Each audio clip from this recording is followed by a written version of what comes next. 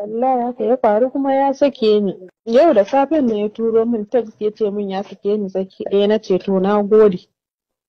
Bayan ya tattara ya koma gidanta. Allah ya ba su sa'a ga shi ga ita. A ki rabu da shi yanzu yana gigin Sadiya, ai ko me da a faɗa ba zai ji ba, ki bassa. Sai ta zo ta gasa mishi aya a hannu, shi da kanshi zai gane shayi ruwa ne. Yanzu a bassa. A bassa kawai, wanda ya neme sa ya bassa da halinsa. Akwai lokacin da zai zo ya neme ni ido a rufe kuma ba zai same ni ba. To don haka a bar shi yanzu shi.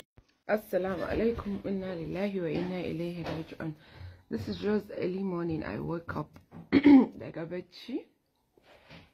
Kawai ne coming across wani video wai mata Garba tana cewa ya sake ta ma alhamdulillah, burin waye. Magana ta Allah ce wasa nake, amma da na ji wannan sakin har ga Allah ban ji daɗin shi ba wallahi. Wallahi ban ji daɗin sa ba, Allah da gaske.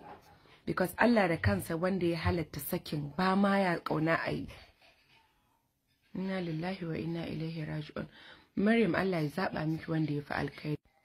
Ubangiji ya Allah ya musanya miki da abin da ya fi zama alkhairi. Wallahi dai ba daɗi. Babu daɗi ko kaɗan. Allah ya musanya miki da abin da ya fi zama alkhairi. Bari zan sa muku bidiyon da post ɗin da na gani yanzu a ƙasan bidiyo ɗin nan za ku gani.